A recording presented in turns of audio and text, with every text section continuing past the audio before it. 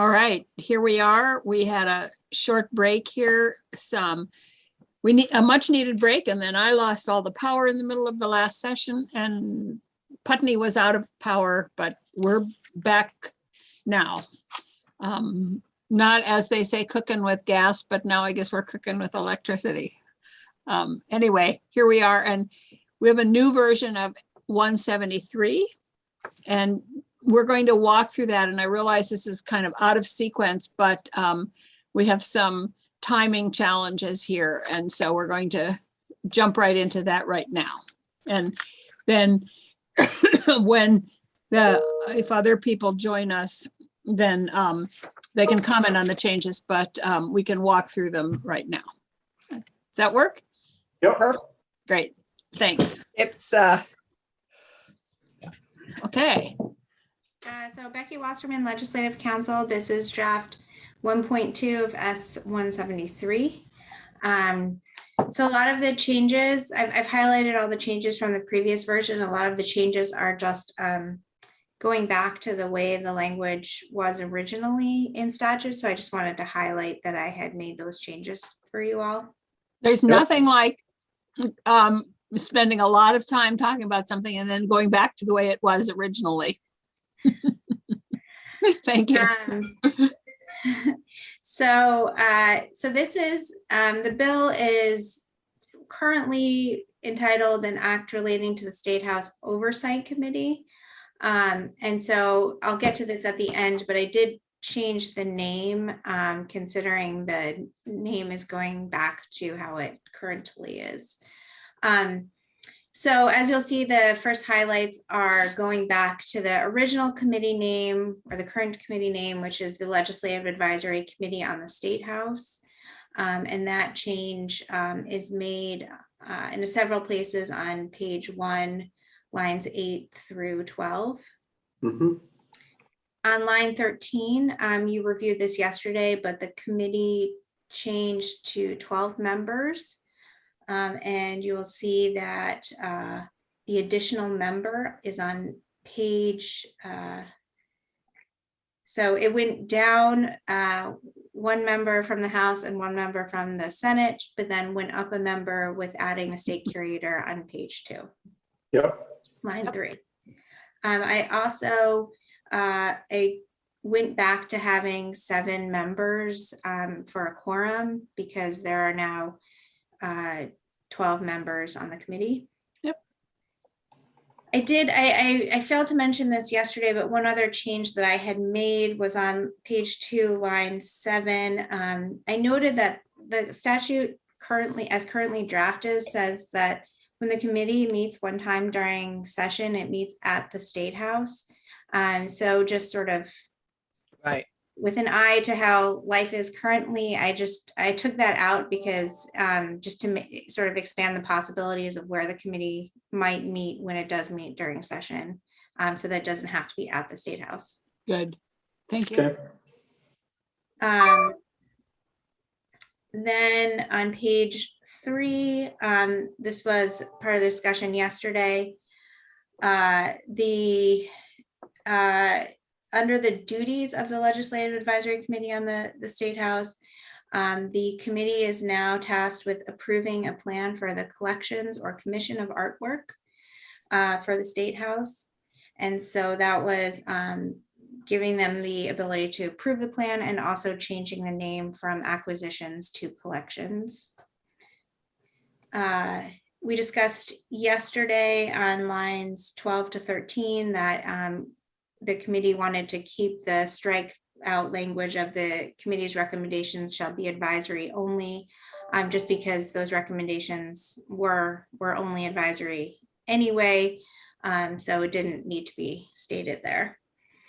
C1, the committee may establish permanent or ad hoc subcommittees as needed to carry out its duties, and that a subdivision 2, this was moved from one of the duties of the committee down to this new subsection C, that the collection subcommittee of the committee shall, in coordination with experts, develop a collections policy for recommendation to the committee. So the subcommittee recommends the policy, and then the committee has to approve it. Perfect. The MOU in subsection D, I added the sergeant at arms. So now it's an MOU with the chair of the committee, the sergeant at arms, the state curator, and the Friends of the State House.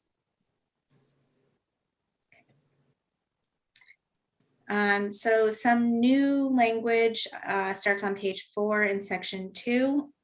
And this is amending statute, the statutory duties for the sergeant at arms. So if you jump to line 15, currently it says that the sergeant at arms has to keep in good repair and provide security for the furnishings, draperies, rugs, and those sort of items in the State House. So this is changing that to that the sergeant at arms maintains the State House and its furnishings in good repair in consultation with the state curator. There is language in here about the sergeant at arms providing security. So I took that out and created its own line item for that. So the new subdivision 8 says that the sergeant at arms will provide security for the State House pursuant to the responsibilities in 29 VSA 171. And that's a section that deals with state facility security. And it says, that's where it says that BGS has security for sort of state buildings other than the State House, which is under the jurisdiction of the sergeant at arms, and the courts, the Supreme Court is also has different jurisdiction for their security. So this is just sort of cross-referencing the sergeant at arms security responsibilities. And then page 5, subsection C. This part of the statute says what the sergeant at arms is not responsible for. So it includes structural repairs, capital improvements, and what I added here is or for maintenance or curating the historic State House and its collections. And then the rest is or for the use, upkeep, or maintenance of the State House grounds. Oh, So I think it's just clarifying that the sort of historic parts of the State House are not under the sergeant at arms for maintenance and upkeep responsibilities. yeah, that's good. I think you did a good job there. And then the last section is section 3 that deals with the state curator's responsibilities. So on page 6, this is the first one is was changed to oversight of the historical integrity of the State House and its collections of art, decorative arts, and furnishings. The interpretation of the State House to the visiting public through exhibits, publications, and tours and other means of communication. And then a new subdivision 4 was added, and this is recognizing the state curator's role outside of the State House, responsibility for state art collections outside of the State House. So oversight and management of the state's historic and contemporary art and collections in state buildings and on state property. And I think this, someone else could speak to why this was necessary, but it just, the curator statute didn't speak to that responsibility. It was just focused on the State House. So this is a broader description of what the state curator does. And represents his current job. Right, that's right. John added that, yeah. And then subsection C, this was in the bill as introduced just with respect to the collections policy. So renaming the current acquisitions policy to the collections policy and saying that this curator adopts that policy upon approval. It previously said the State Oversight, State House Oversight Committee, but I changed it back to the Legislative Advisory Committee on the State House. And then there was some language added about the collection policy ensures the acquisition of art for the State House reflects a diversity of artistic media and artists and celebrates the natural history of the state. And then on page 7, I changed the title to an act relating to the State House art collections, just because it wasn't specifically about the committee. It seemed to touch on, the curator's duties, the sergeant at arms duties, and the committee. So I thought maybe that described the bill a little bit better. Committee, I have one well, it isn't a drafting question. So does anybody have any technical or drafting questions? No, I thank you for including John. John, does that include all your changes, right? Becky kindly incorporated Yeah, everything. it does. We thought it was important to include that section 4, because David spends an awful lot of time managing the art and state buildings and Right. interstate highway art and other programs, and it should be more clearly defined. So it's part of his responsibility. Yep. And Thank you. Jennifer made reference to that No, earlier. Are there any other drafting questions for Becky? No, I just have, the one question I have is in the MOU, should, I know the curator is included in that, and then we've added the sergeant at arms, but does BGS have a role in that MOU beyond just the curator? I Not- don't know. I don't think so, because it refers to the artwork collection. Okay, I wondered that too, though, Madam Chair, whether the BGS commissioner or whatever should be included in the memorandum. I think that they could, maybe Janet and David can speak to that, but, or John, I think it's referring to the art collection, which BGS's is not BGS's concern, really. but does it only refer to the art collection or does it refer? Yes, Okay, okay. the last Yeah. sentence, the last part of it says of the State House art collection. okay, Yeah, it's policies, oversight, and care of the State House artwork collection.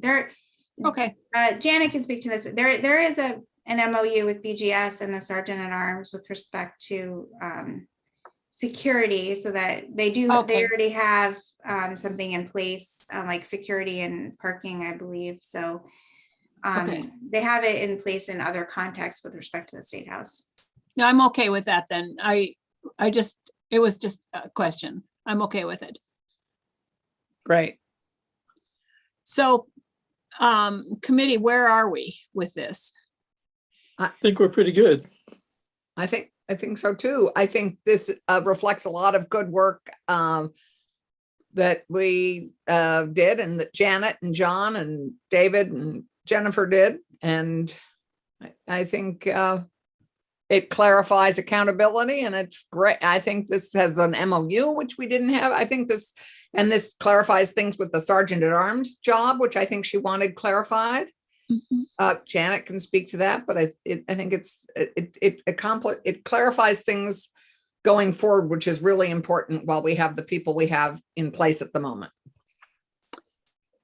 So is everybody okay with this? And I assume that the part that you added about the state curator came from the state curator and Janet Yeah. and BGS. So, It did. okay, And John, it was John, Yeah.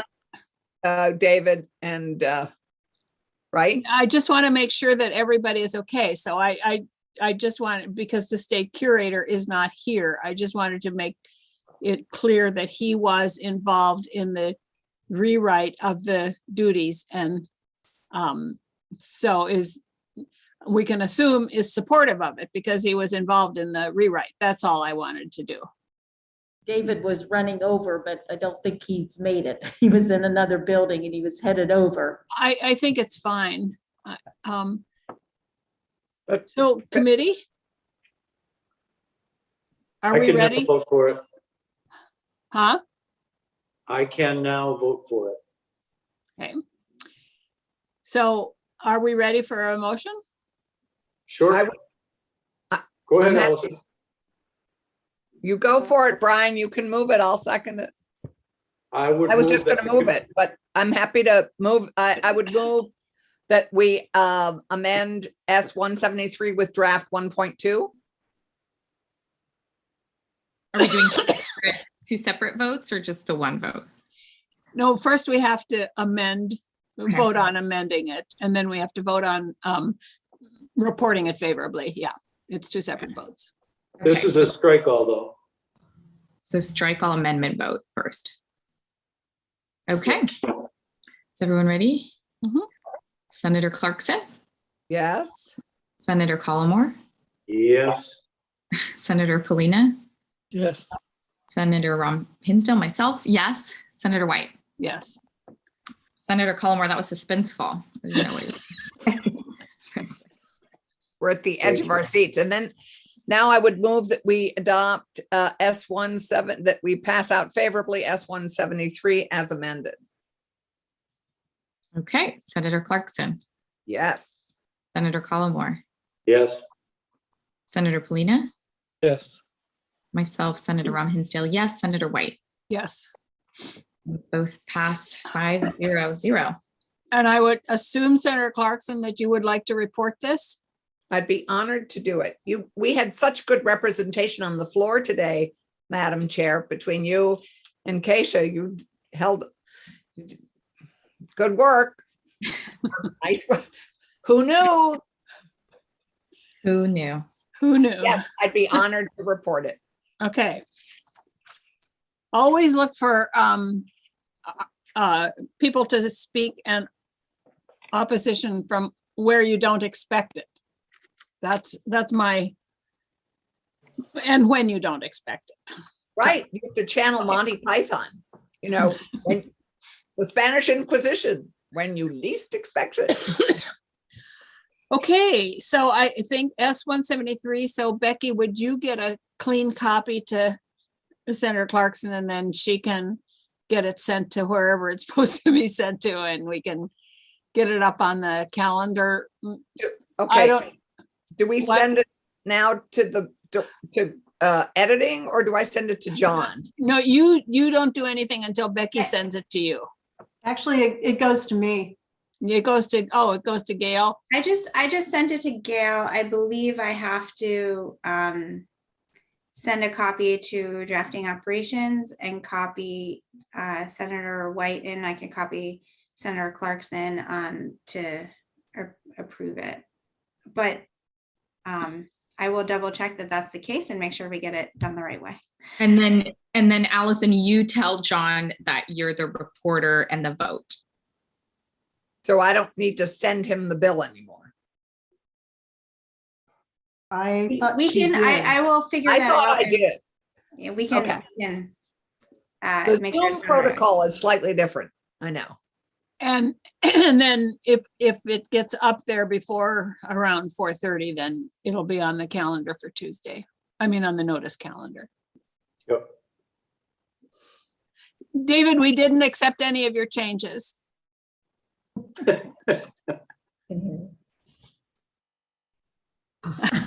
We just voted this out. So thank you That's very what much Jonas for, told me. Bravo.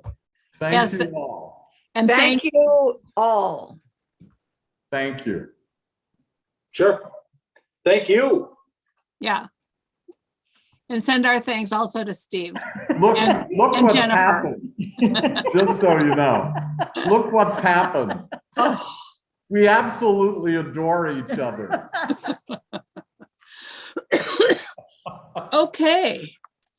Great. It has not always been thus. I mean, not Correct. between the two of you, but that Correct. is part of why we're doing this. So thank you for helping us clarify these authorities moving forward. Okay, so we're a little, we were going to do that at 3:30. What were we going to do before that? We were going to discuss 171 and 181. But we are done with the business of today, right? Yes, we are Yes. done. Yep. Okay. So I, 181, I think we're pretty clear on that, right? Because we've discussed that and we have all the questions. And we'll be ready to do that next week. Yep. Okay. And 171, I think we just need, and we've had an offer from Christina to have people from Rhode Island and different legislators and stuff come and talk to us.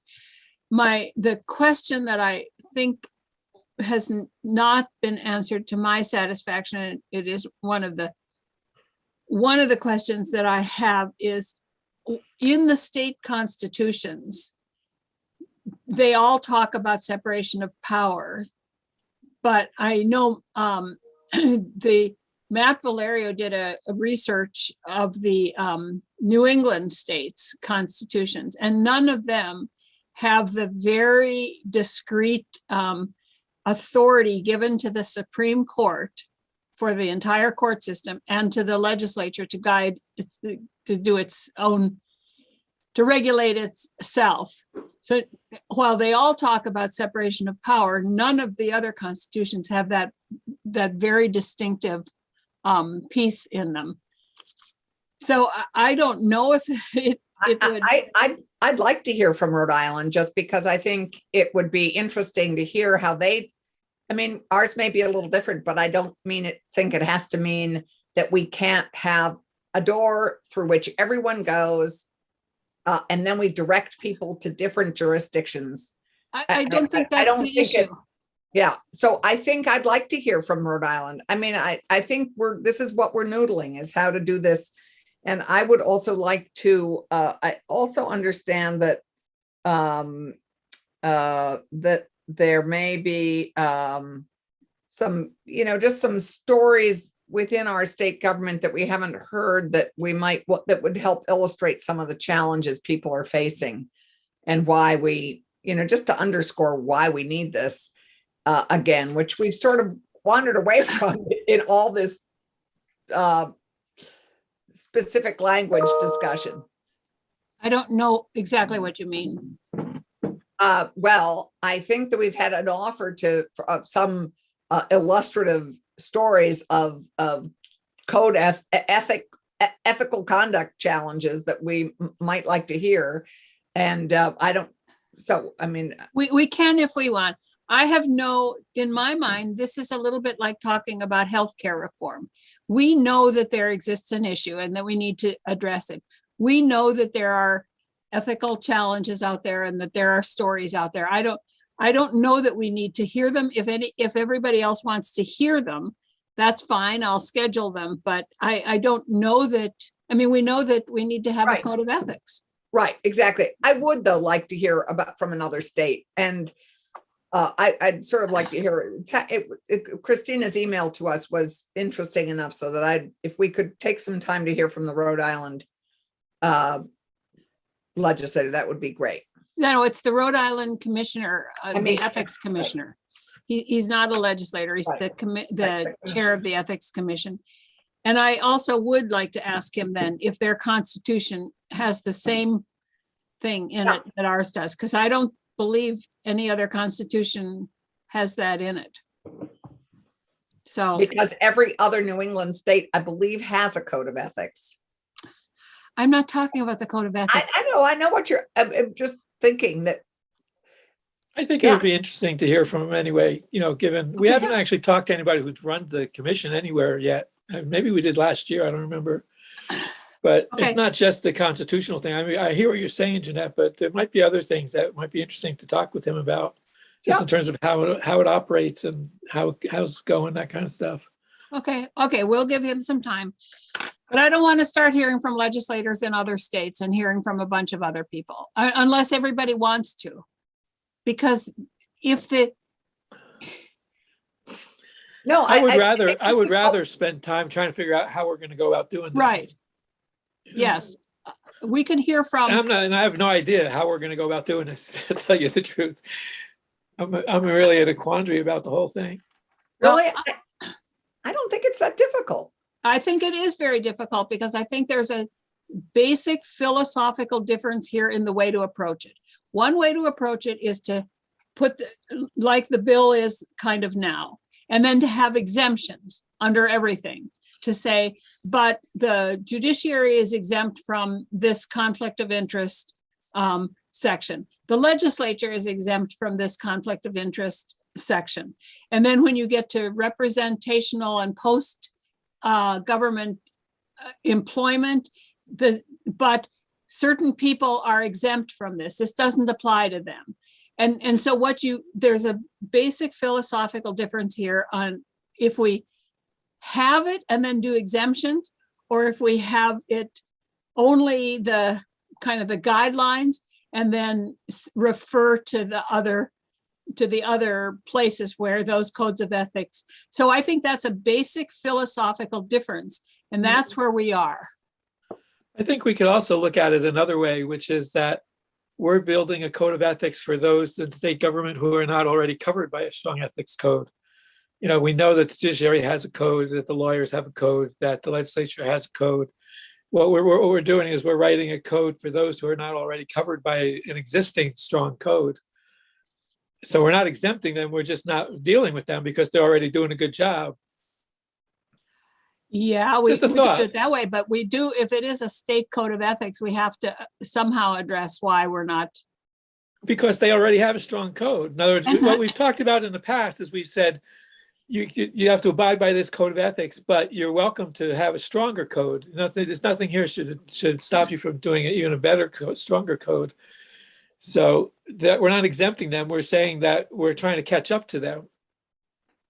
Okay, all right, I do understand that. I still think there are some basic differences here and some problems. And under post-government employment, we're going to have to exempt a ton of people under that if we have that in there. Right, I mean, we're going to have to, right. because we can't tell a state's attorney that they can't leave the state's attorney's office and then become a defense attorney. We can't tell them that, but that's what this code of ethics does. So I think we can figure that out, though. I think we can work that through. I agree with Anthony. I think you're right that there are two different approaches. I feel that we, at this point, could have a one door we go through. We have one code of ethics that everybody abides by, and then everyone is directed to their specific jurisdiction after that. And I don't see how that is a challenge, and doing it positively rather than exempting everybody. I'm going to just say this once, and then what I would ask for then is that we see it written with the exemptions in it. And we're not talking about everybody using this as a basic standard, and then they can have ones that are more than that. The conflict of interest, for example, could not be used as the floor, because the conflict of interest says you have to recuse yourself. You have to write this thing to recuse yourself. And that's against the code of ethics for attorneys. They can't do that. It's going to be a real mess if people have to do that at the front desk of the courthouse. So I think that we can't use the way it's written. We can't use this as the floor and then say people can build on it, because this isn't a floor. This is in great detail. It's different. There's a difference between a floor and then saying they can build upon it than saying this is. Anyway, No, I hear you. I But hear you. I understand what you mean. I also thought we had come to a point where we could be looking at some of them in So I think we more need to general. resolve, I think, Anthony, when you lead us through this next time, we need to resolve the two approaches and which approach we want to use. And then, and I would be happy if the commission wants to try to figure out using what they have there, and then everywhere putting in who would be exempt from that. If that's the way, if that's really the way they want to address it. And then putting in, but the judiciary is exempt from the conflict of interest one, and the legislature is exempt from here. And then we go to the directing other people to be unethical. That can apply to anybody. I mean, and But let me post- ask you, so one thing I'm confused about, like, where do the lawyers fit in this? In other words, when we say judiciary, we mean the branch of government, but that doesn't include the Defender General's office and all, does it? no, So they would be covered there's under a thing this. there's a thing for lawyers per se, Well, lawyers code would of be, ethical conduct or something like that. Yes, that's They- Michael Kennedy's. they have professional regulation board, and so they are covered, they would be covered in two areas here because they are part of that. So the state's attorneys and the Defender General and the Jay Johnson and all those people who are attorneys would be Right. covered under that, but they would also then be covered under this because they're employed in the executive branch. So the exemptions don't just go to the judiciary, they also go to the attorneys who work Right. in the executive branch or in the legislative branch. But they have this ethical code of conduct that they have to abide Yes. by. Yes, Yeah, So I don't see why we wouldn't just say, call it exempt if we want to call it exempt for now, but they don't have to abide by what we're putting together because they already abide by something that's better. yes, that's what I'm saying, that we could go that route and just have all the exemptions Right. listed here, but there would be many, many exemptions under many of the or we could just direct, if it's this, then why? If it's, then you can also direct it to wherever they're supposed to go instead Jeanette, of when doing. you, a minute ago, Jeanette, you said that there are two approaches. Which approaches did you mean? Because we talked about 3 or 4 approaches. Which Well, ones do you mean? I think that the basic, and I might be wrong here, but it seems to me that the basic 2 approaches are, one, defining what are the 10 or 12 or 15 Right. or however many The Boy kind Scout of pledge. general, Right, what you sent us. Right. and then underneath there, just refer people to, instead of going into detail about what conflict of interest means, refer people for the judiciary on conflict of interest, refer to, for the legislative conflict. Uh. That's one approach. The other Right. approach is to have the detail that's written down in the bill as it currently is, and then put exemptions in there and say, Right. but the judiciary and attorneys and legislators are exempt from this conflict of interest policy because they have their own, and do that. So I think those are the 2 basic approaches. Keisha? I've been looking at this as how it is the most usable and user-friendly to the average Vermonter.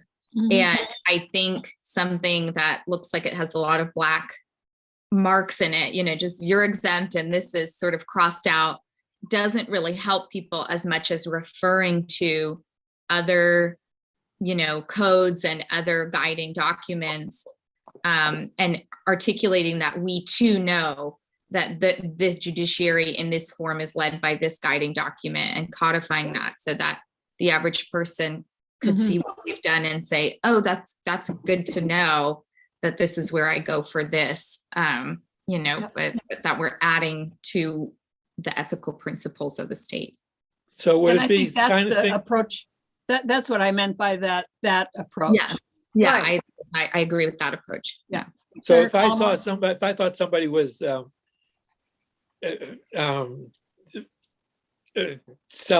taking gifts for doing their job, whatever, I mean, I would go to the list of 10 items. One of them would say, you shouldn't be taking gifts to do your job.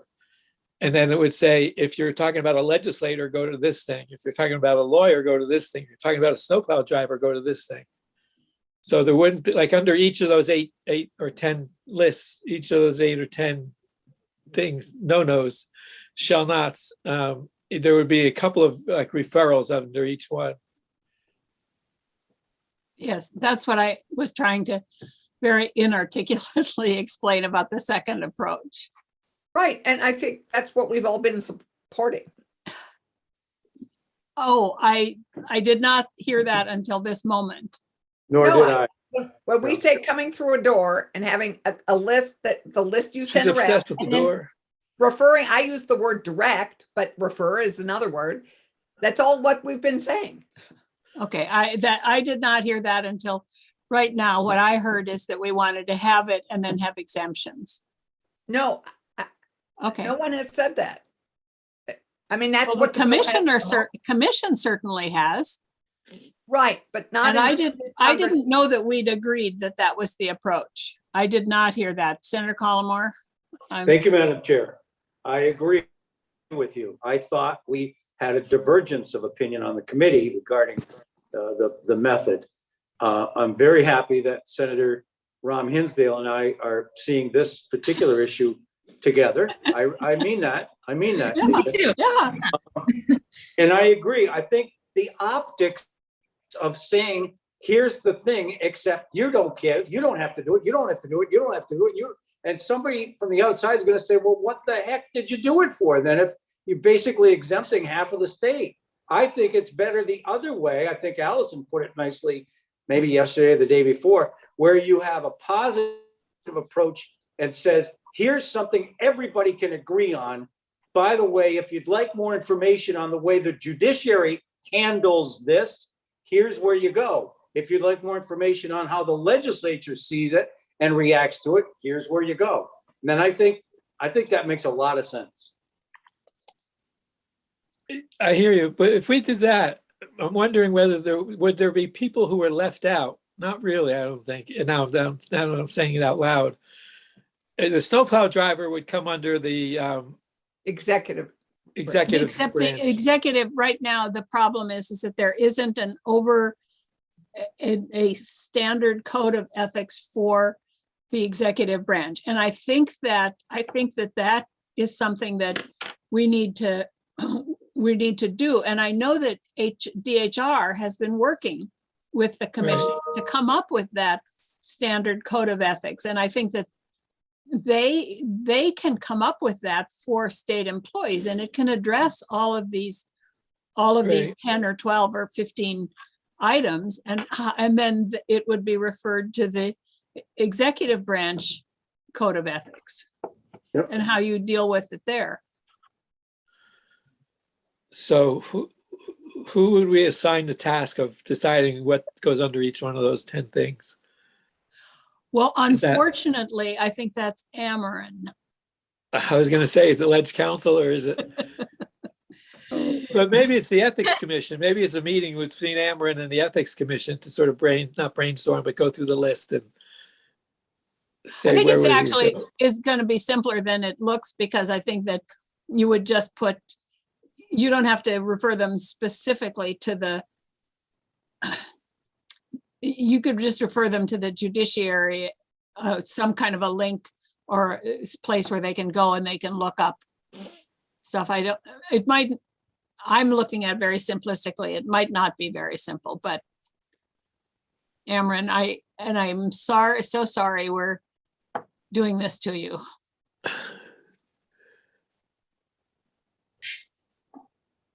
She's speechless. I know. I'm trying to organize my thoughts into words. For the record, Ameren Abergele Legislative Council. So there's been a lot of discussion just in the last few minutes about how you're thinking this bill would be organized.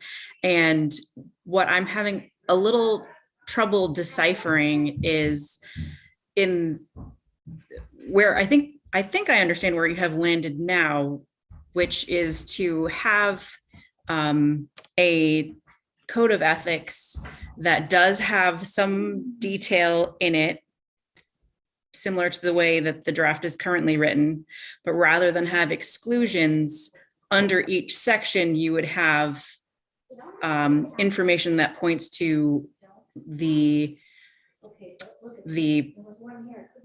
ethical codes or provisions that apply to certain categories of state employees, such as So sorry. am I understanding that correctly or am I? Yeah, I think we Incorrect. just have to be really careful about what we put in the basic language, the detail, because it is, if you look at the conflict of interest one, it is different. So we can't say that this is what it is.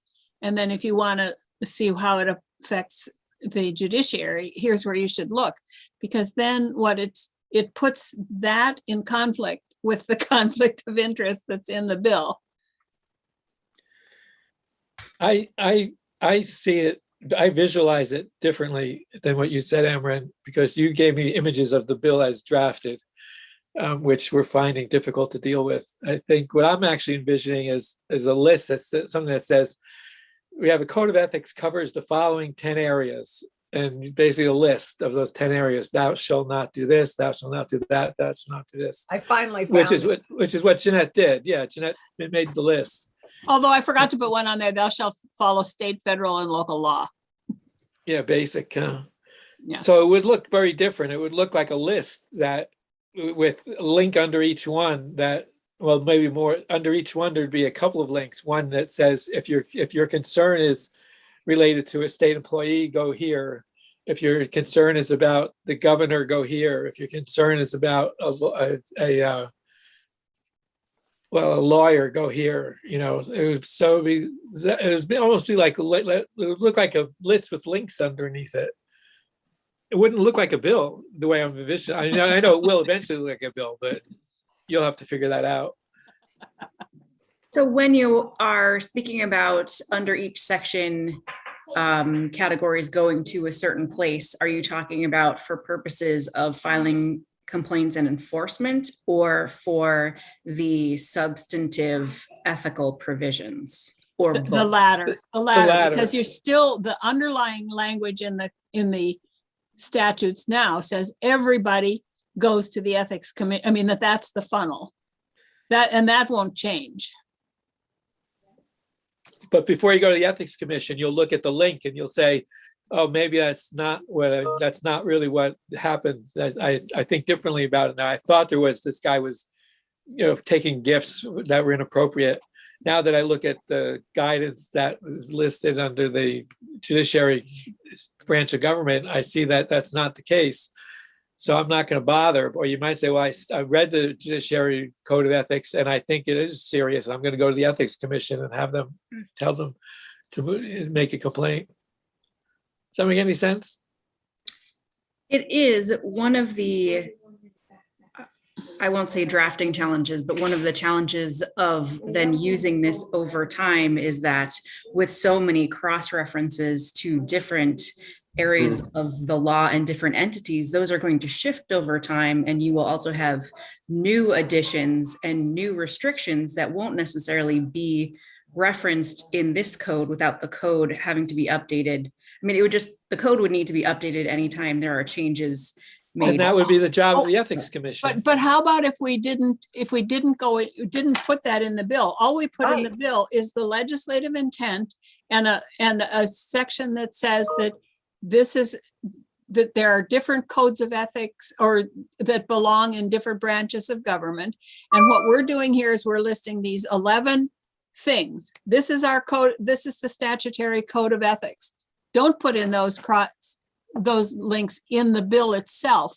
They would belong in when the ethics commission writes up their code of ethics and distributes it, then they would be in there. And then, as Keisha said, then the person who's looking at it would go there, but they don't need to be in the bill, because then you have to keep updating the statutes.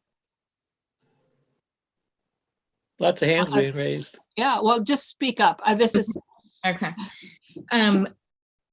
Yes, I think there might be a way to put in the language, it's our intent, or we direct the ethics commission to make this user friendly, to consistently update it, to make it, citizen facing or something, so that, and we direct these agencies and departments to be cooperative with the ethics commission on updates and, timely information and collaboration to ensure,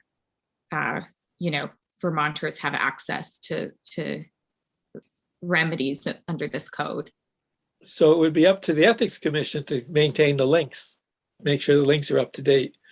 Well, And so I take back what I said before. If I think somebody's done something wrong, I wouldn't go, I would go to the list of 11 things and I would say, yeah, that doesn't seem good. I'm going to the Ethics Commission. The Ethics Commission will say, well, is it a snowplow driver you're talking about, or is it the governor?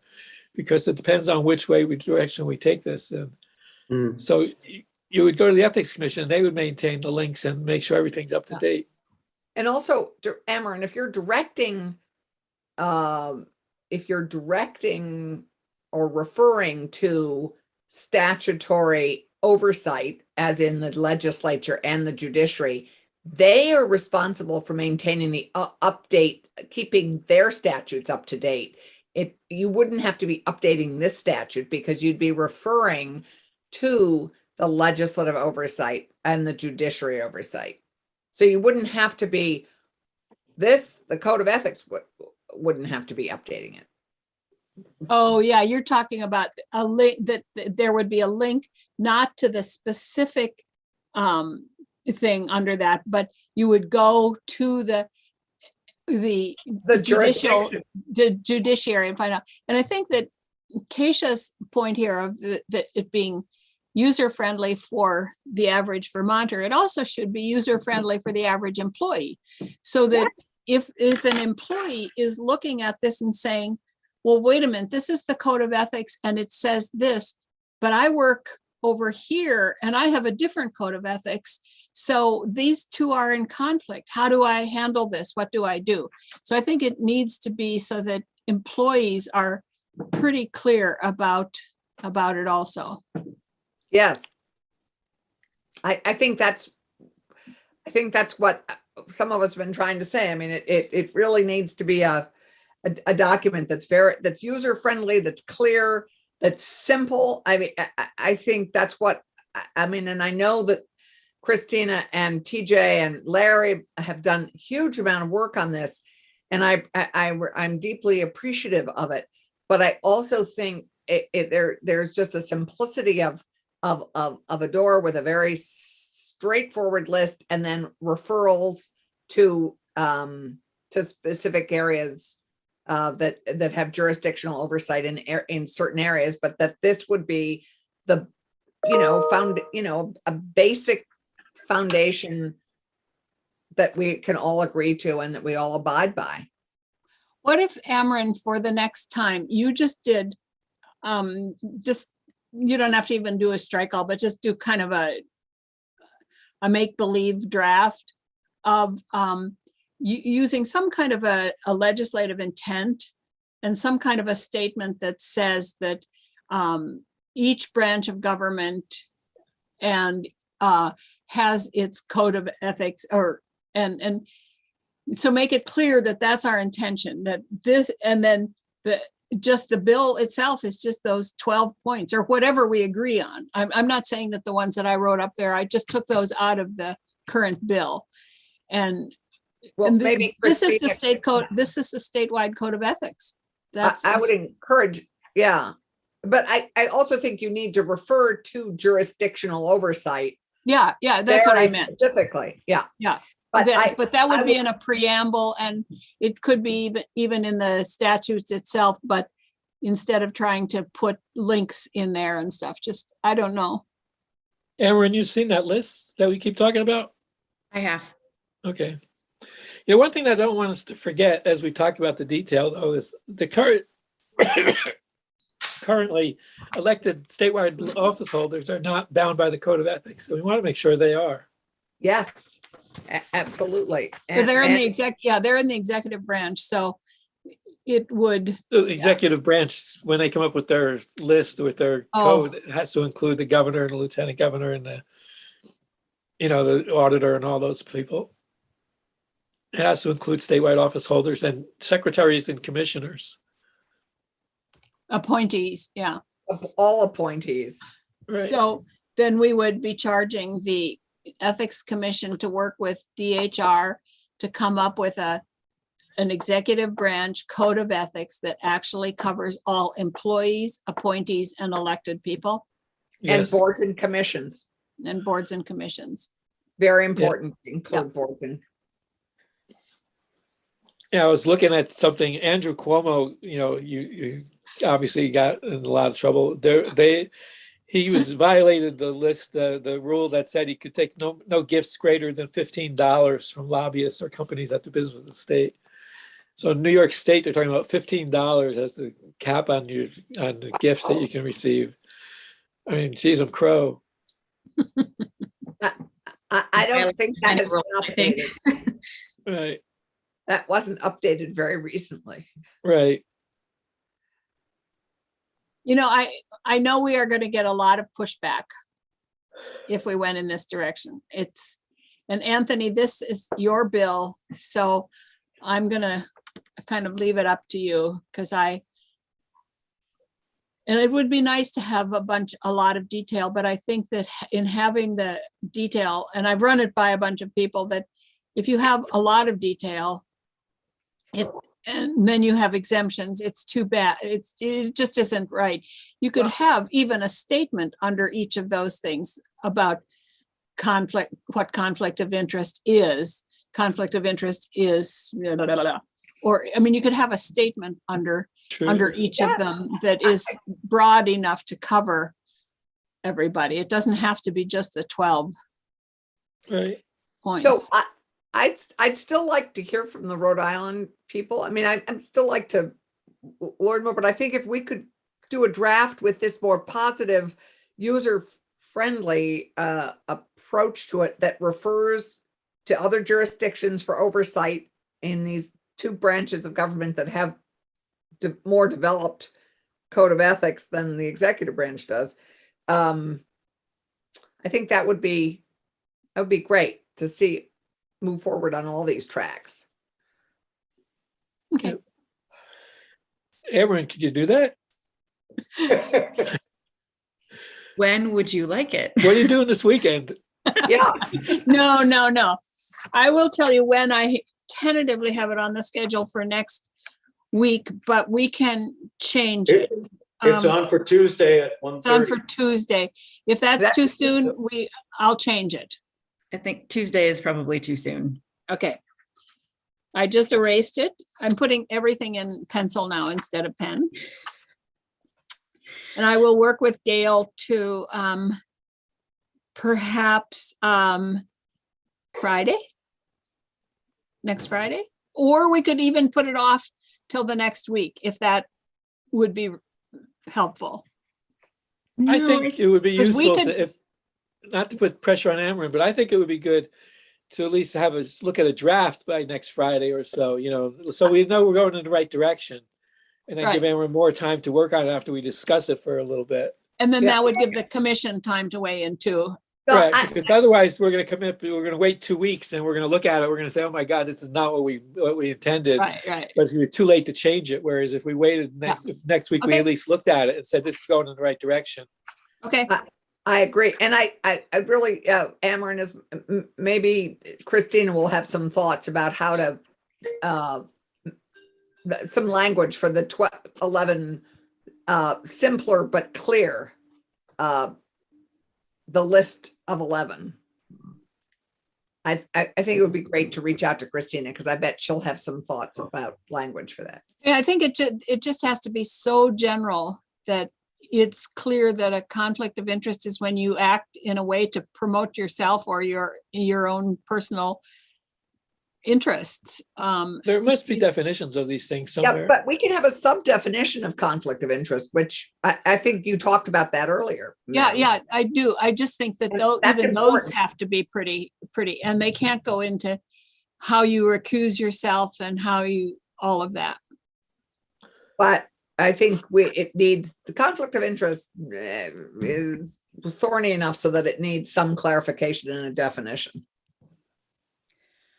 What are you thinking for this first draft about where you would be, how you would be referring to the, I guess, who's setting up the details of the code of ethics for executive branch employees? I know right now the judiciary has pretty extensive, the legislature, at least the members of the legislature, have a pretty extensive ethical provisions, both from the Constitution, the statute, and in rule.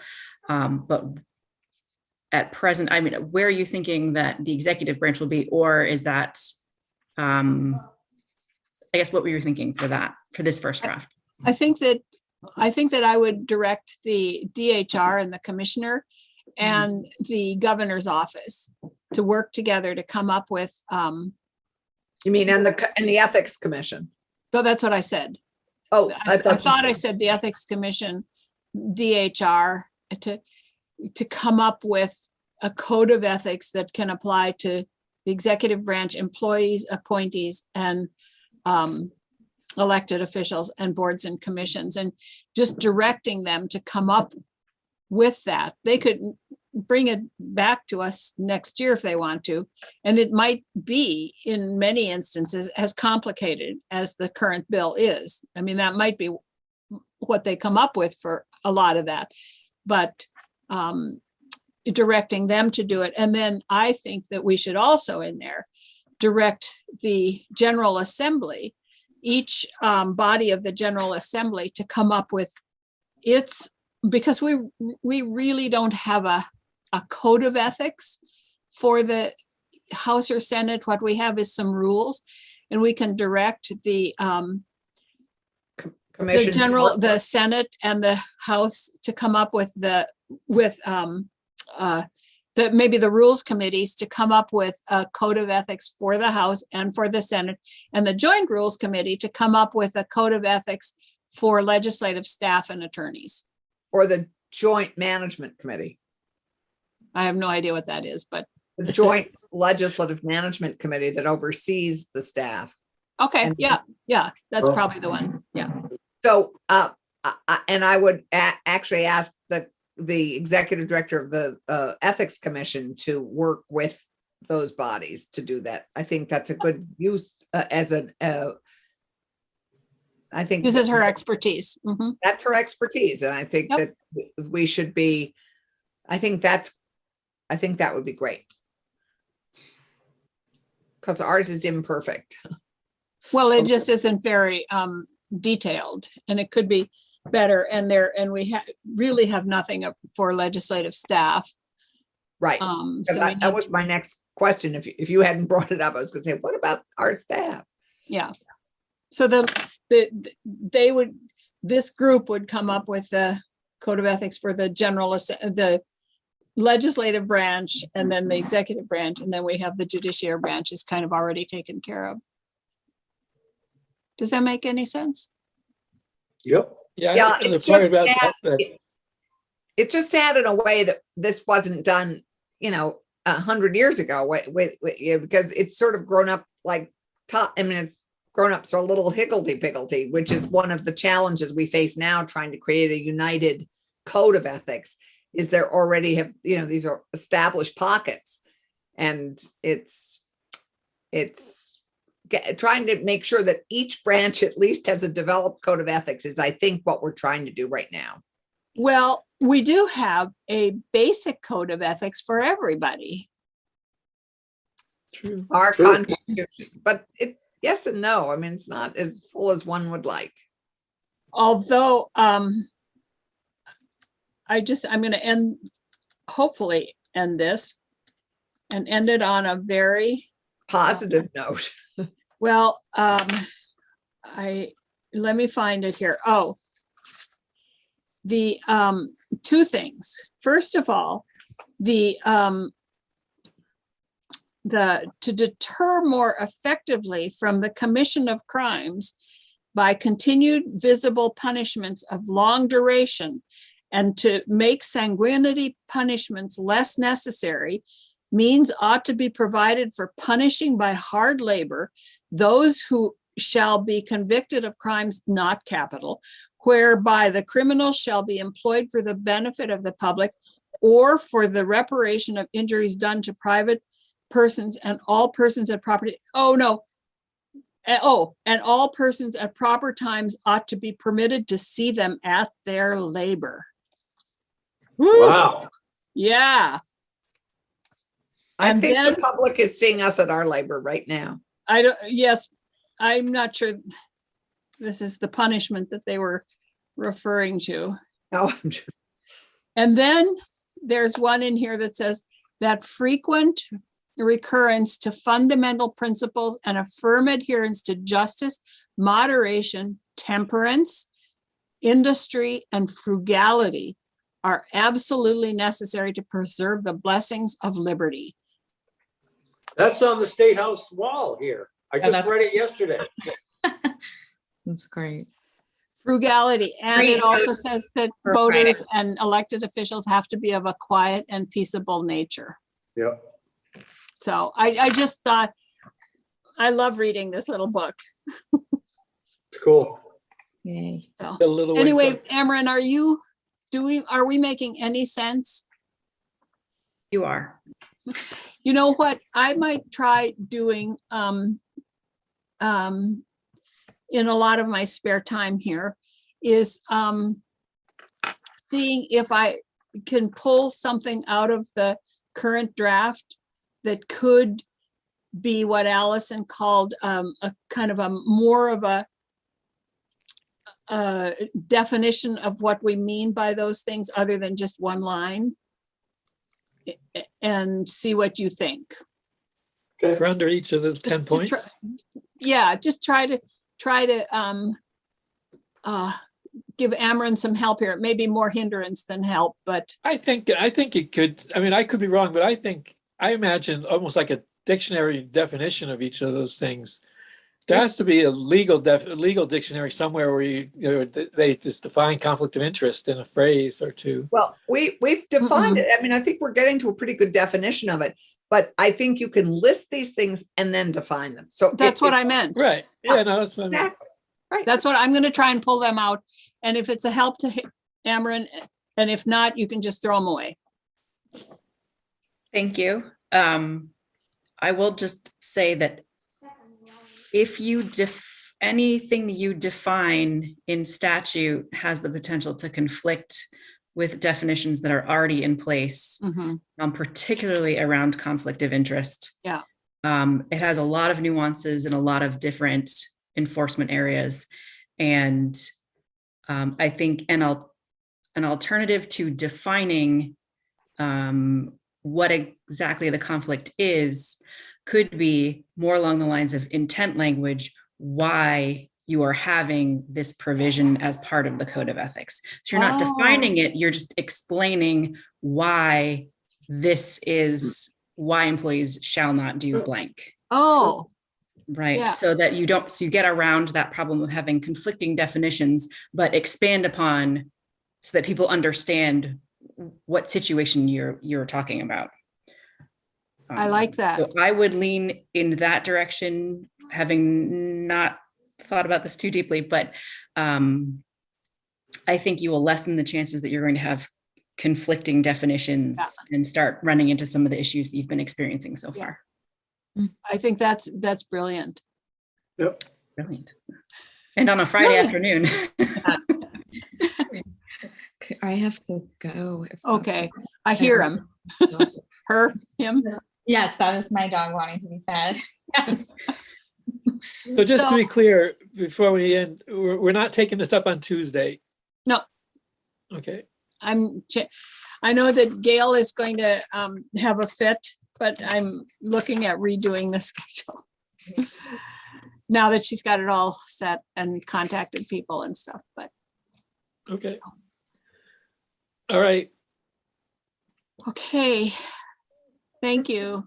Thanks, Thank you. everybody. Have a good have a good weekend. weekend. Thanks, And everybody. Gail, Yep. do I wait? Oh, sorry. Did you see her? Gail, I saw your little emoticon or whatever that's called, Emojicon, whatever that is. but we're still live.